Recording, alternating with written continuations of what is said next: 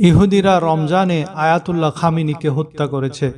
ইহুদি সম্প্রদায় একটি লানত-প্রাপ্ত সম্প্রদায়। তারা অনেক নবী রসুলকে হত্যা করেছে। ইহুদিদের সম্পর্কে, শেষ যুগের ফিতনা সম্পর্কে মহানবীর অনেক খতরনাক ভবিষ্যৎবাণী আছে। আর এই কঠিন মুহূর্তে আমরা কি করলে বাঁচতে পারবো সে ব্যাপারে পরিষ্কার গাইডলাইন আছে। আজকের আলোচনায় সেই নববী গাইডলাইন, নববী আমল সম্পর্কে বিস্তারিত বর্ণনা আপনাদের সামনে তুলে ধরব ইনশাআল্লাহ। প্রিয় নাজরিন, ইহুদিরা হযরত ইয়াহিয়া আলাইহিস সালামকে হত্যা করেন। বনী ইসরায়েলের 300 নবীকে ইহুদিরা হত্যা করেন। তারা সবচেয়ে বেশি পেরেশান করেছেন হযরত মুসা আলাইহিস সালামকে। তাদের সেই পেরেশানির 12টি যাতনার কথা আল্লাহ কোরআনে তুলে ধরেছেন। যেমন নাম্বার 1, মুসা তাওরাত কিতাব আনতে গেলে ইহুদিরা গরু পূজা আরম্ভ করে দিল। নাম্বার 2, আল্লাহকে সচক্ষে দেখার বায়না ধরল, তখন তাদের মাথার উপর তুর পাহাড় ধরে ভয় দেখানো হলো। নাম্বার 3, আসমানি খাবার আসলে তারা কয়েকদিন পর তা খেতে অস্বীকার করল। নাম্বার 4, জুমার দিনকে ইবাদতের দিন মানবে না। তারা এমন জিদ ধরল, অবশেষে শনিবারকে ইবাদতের দিন ধার্য করতে বাধ্য হলেন। এমন ঘাড় তেরা হলেন বনী ইসরায়েলিরা। এভাবে তারা আজীবন মুসা আলাইহিস সালামকে কষ্ট দিয়ে গেছেন। এরা শনিবারে কোনো কাজ করতে পারবে না, কারণ সেদিন তাদের ইবাদতের দিন। কিন্তু কিছু ইহুদি দেখলো শনিবারে সমুদ্র মাছ বেশি দেখা যায়। তারা লোভ সামলাতে না পেরে কৌশলে মাছ ধরে রাখত। ফলে তাদের উপর আযাব আসলো। তাদের সকলে বানরে পরিণত হয়ে গেল। বর্তমানে যেখানে বাইতুল মুকাদ্দাস আছে, এর পাশে হযরত দাউদ আলাইহিস সালাম একটি ইবাদতগাহ তৈরি শুরু করেন, আর তা শেষ করেন হযরত সুলাইমান আলাইহিস সালাম। কিছু কাজ বাকি থাকতেই সুলাইমান আলাইহিস সালামের ইন্তেকালের সময় ঘনিয়ে আসলো। তিনি তার মেহরাবে প্রবেশ করে লাঠিতে ভর দিয়ে ইবাদতে দাঁড়ালেন, যা কাচের তৈরি ছিল, বাহির থেকে দেখা যেত। আর এই অবস্থাতেই তার ইন্তেকাল হয়। আর জিনেরা সুলাইমান আলাইহিস সালামের মৃত্যুর কথা বুঝতে না পেরে ভয়ে রাত দিন কাজ করে বাইতুল মুকাদ্দাসের হাইকালে সুলাইমানের কাজ শেষ করে 1 বছর পর উই পোকা সে লাঠি খেয়ে ফেললে সুলাইমান আলাইহিস সালামের বডি নিচে পড়ে গেল। আল্লাহ তাআলা সূরা সাবার 14 নং আয়াতে সেই কথা বয়ান করেন, ফালাম্মা কদাইনা আলাইহিল মাউতা ইলা আখিরিল আয়াত। অর্থাৎ অতঃপর যখন আমরা সুলাইমানের মৃত্যু ঘটালাম, তখন ঘুন পোকায় জিনদেরকে তার মৃত্যু সম্পর্কে অবহিত করল। সুলাইমানের লাঠি খেয়ে যাচ্ছিল। অতঃপর যখন তিনি মাটিতে পড়ে গেলেন, তখন জিনেরা বুঝতে পারল যে যদি তারা অদৃশ্য বিষয় জানত, তাহলে তারা মসজিদ নির্মাণের এই হাড় ভাঙা খাটুনির আযাবের মধ্যে আবদ্ধ থাকত না।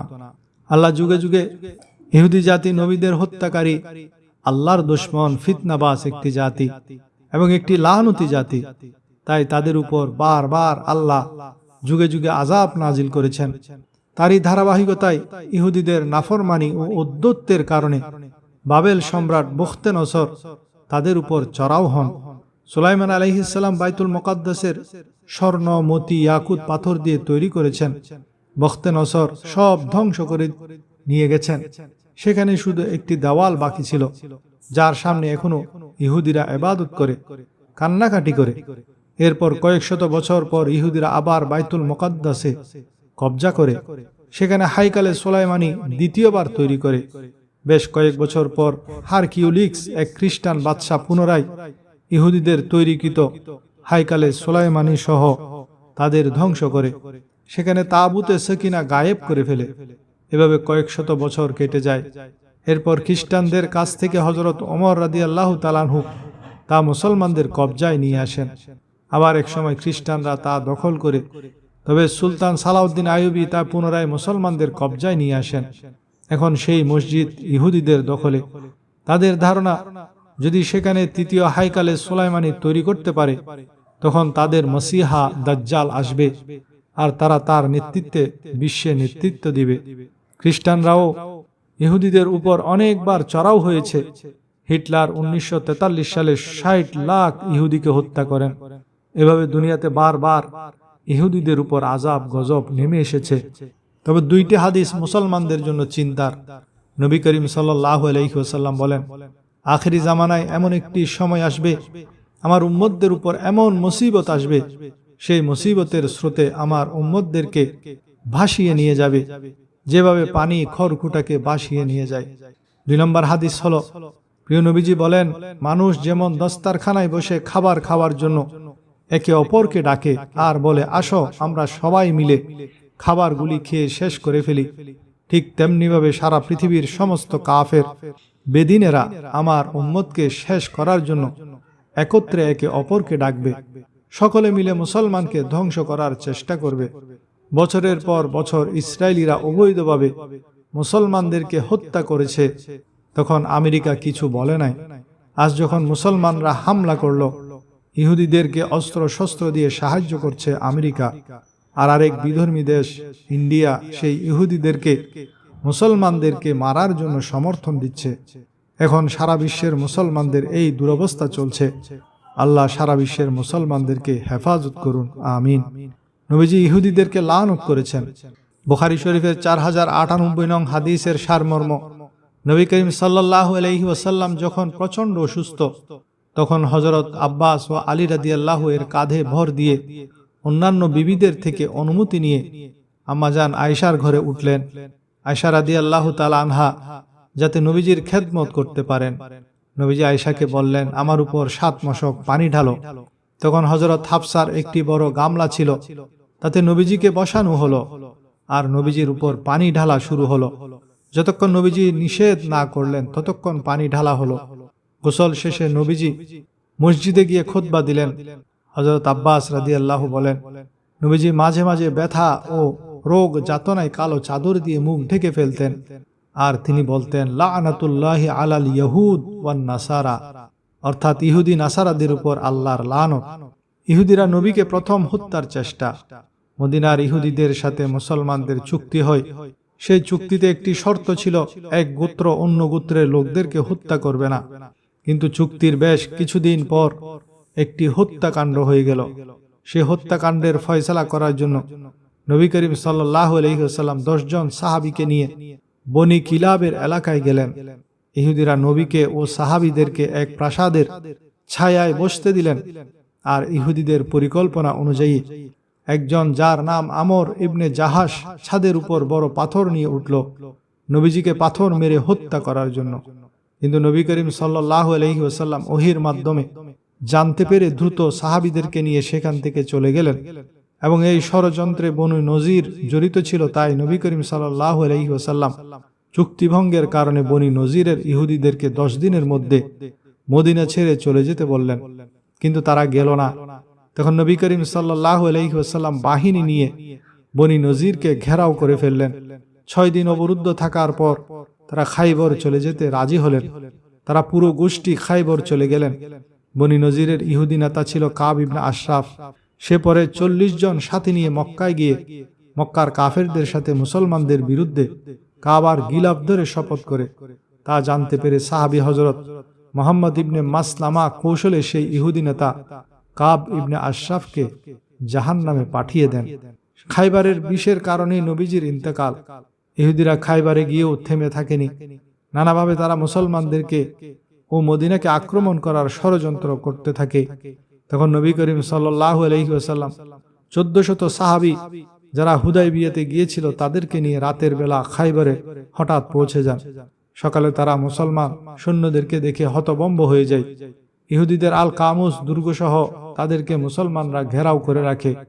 এই যুদ্ধে হযরত আলী রাদিয়াল্লাহু তাআলা আনহুর বীরত্বে নবী করিম সাল্লাল্লাহু আলাইহি ওয়াসাল্লাম মুগ্ধ হয়ে তাকে আসাদুল্লাহ উপাধি দেন এবং জুলফিকার তরবারি উপহার দেন। ইহুদিরা নবীজির কাছে আত্মসমর্পণ করল। নবীজিও তাদেরকে ক্ষমা করে দিলেন। কিন্তু বিশ্বাসঘাতক ইহুদিরা হারেসের কন্যা জয়নাবকে দিয়ে বিষ মিশ্রিত খাদ্য নবীজির কাছে পাঠালেন। নবীজির বিষ মিশ্রিত খাদ্য মুখে দিতেই বুঝে ফেললেন আর ফেলে দেন। কিন্তু ততক্ষণে হযরত বিশর ইবনে বারা রাদিয়াল্লাহু তাআলা আনহু কিছু খেয়ে ফেলেন আর তিনি শহীদ হয়ে যান। সাহাবীর মৃত্যুতে নবীজি জয়নাবকে মৃত্যুদণ্ড দান করেন। অপর বর্ণনায় নবী তাকে ক্ষমা করে দেন। সে বিষের যন্ত্রণায় নবীজি ইন্তেকালের আগেও ছটফট করতেন। আয়েশা রাদিয়াল্লাহু তাআলা আনহা বলেছেন, নবী করিম সাল্লাল্লাহু আলাইহি ওয়াসাল্লাম রোগে ইন্তেকাল করেন। সে সময় তিনি বলতেন, হে আয়েশা, আমি খাইবারে বিষযুক্ত যে খাদ্য ভক্ষণ করেছিলাম আমি সর্বদা তার যন্ত্রণা অনুভব করছি। আর এখন সেই সময় আগত যখন সেই বিষক্রিয়ার আমার প্রাণবায়ু বের হয়ে যাওয়ার উপক্রম হয়েছে। প্রিয় বন্ধুরা, দাজ্জাল হলো ইহুদিদের মসিহ।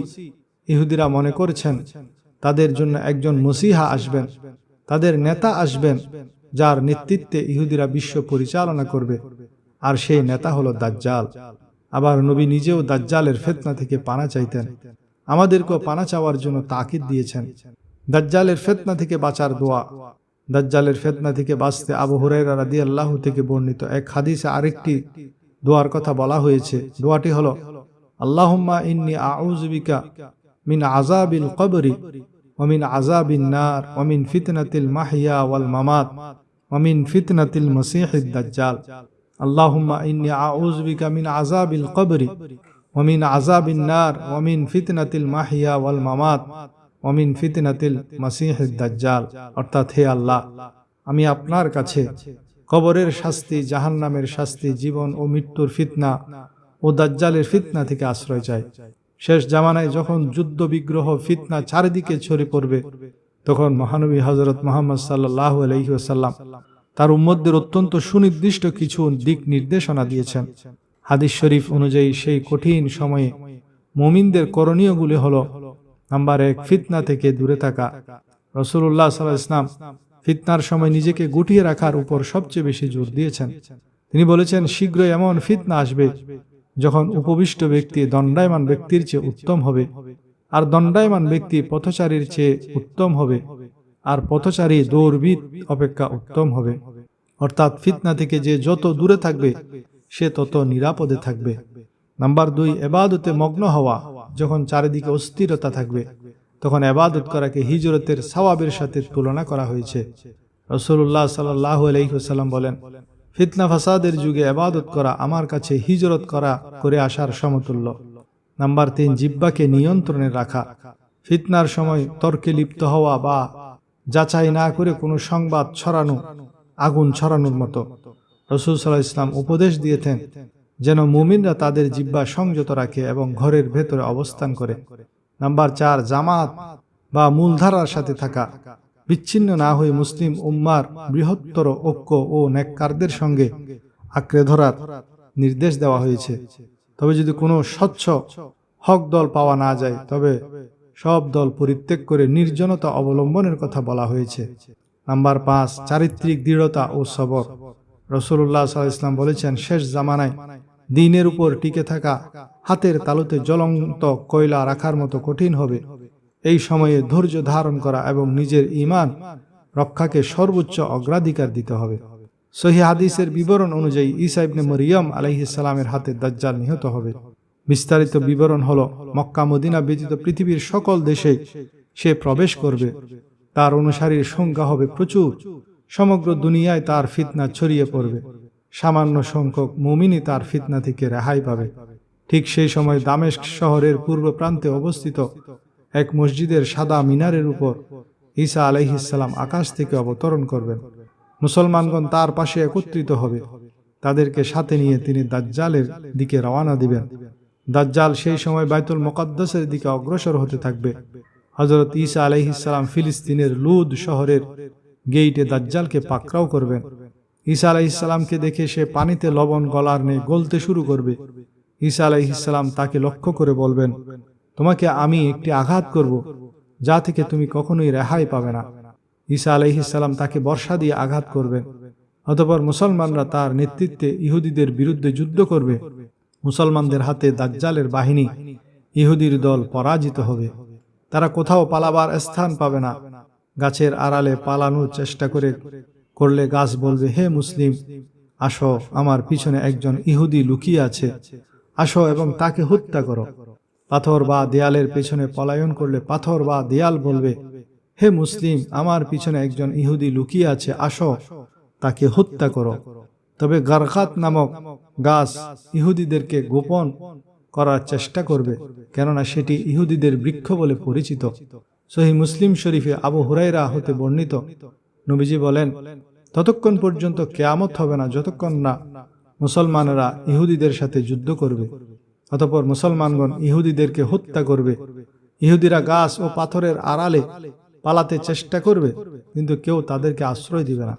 গাছ বা পাথর বলবে, হে মুসলমান, হে আল্লাহর বান্দা, আমার পিছনে একজন ইহুদি লুকিয়ে আছে, আসো এবং তাকে হত্যা করো। তবে গারকাত নামক গাছের পিছনে লুকালে গারকাত গাছ কোনো কথা বলবে না, এটি ইহুদিদের গাছ বলে পরিচিত। প্রিয় দর্শক, আজ যে মসজিদের মিম্বরে দাঁড়িয়ে আমরা খুতবা শুনি, কাল হয়তো সেই মিম্বরটি রক্তে রঞ্জিত হবে। ইতিহাস সাক্ষী, যারা আল্লাহর প্রিয় নবীগণকে হত্যা করতে দ্বিধা করেনি, তারা আমাদের উপর কতটা নির্মম হতে পারে তা আজ ফিলিস্তিন থেকে শুরু করে বিশ্বজুড়ে আমরা দেখতে পাচ্ছি। হয়তো সময়টা খুব কাছে, যখন চারদিকে শুধু হাহাকার থাকবে, আপনজন দূরে সরে যাবে, আর ঈমান ধরে রাখাটা হাতের তালুতে জ্বলন্ত কয়লা রাখার মতো কঠিন হয়ে পড়বে। আজ আমরা সেই বিলাসিতায় গা ভাসিয়ে দিচ্ছি।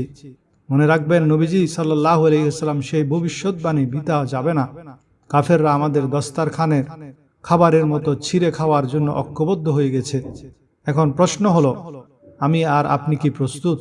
যখন দাজ্জালের ফিতনা দরজায় কড়া নাড়বে, যখন ফিলিস্তিনের মাটি আমাদের ভাই বোনের রক্তে লাল হবে, তখন কি আমাদের এই অলস জীবন আমাদের বাঁচাতে পারবে? আসুন, এখনই সময় চোখের পানি ফেলে আল্লাহর দরবারে তওবা করার। আসুন প্রিয় নবীজির সেই সুন্নাহ আর আমলগুলোকে আঁকড়ে ধরি, যা আমাদের এই কঠিন তুফানের মাঝেও ইমানের নৌকায় বাঁচিয়ে রাখবে। হে আল্লাহ, দাজ্জালের ফিতনা থেকে আমাদের রক্ষা করুন। হে আল্লাহ, ফিলিস্তিন সহ সারা বিশ্বের মুসলিম মুসলমানদের আপনি বিজয় দান করুন। বন্ধুরা, আজকের এই আলোচনাটি যদি আপনার হৃদয়ে বিন্দুমাত্র নাড়া দিয়ে থাকে, তবে দয়া করে ভিডিওটি শেয়ার করে অন্য ভাইদের সচেতন করুন। আপনার একটি শেয়ার হয়তো কারো ঈমান বাঁচানোর ওসিলা হতে পারে। কমেন্টে অন্তত একবার আমিন লিখুন। আমাদের সাথে যুক্ত থাকতে চ্যানেলটি সাবস্ক্রাইব করুন। আল্লাহ আমাদের সবাইকে হেফাজত করুন। ফি আমানিল্লাহ।